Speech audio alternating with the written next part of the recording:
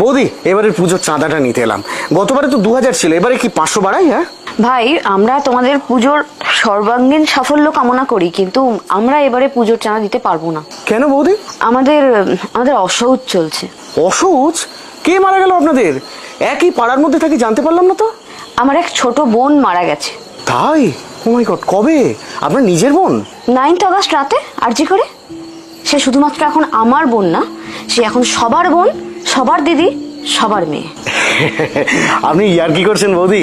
Amount কমাতে হলে বলুন না, কমিয়ে দিচ্ছি, অসুবিধা নেই। আমি সিরিয়াসলি বলছি, এটা সামাজিক শোক, এটা রাষ্ট্রীয় শোক, বুঝো না? কিন্তু মানছি, কিন্তু এইটার জন্য দুর্গাপুজোর চাঁদা? আমাদের বাড়িতে কোনোদিন চাঁদা কমানোর দরকার পড়েছে বলেছি কোনোদিন? না তা না, তবে যতদিন না সুবিচার পাচ্ছি ততদিন এই অসহজ পর্ব চলবে।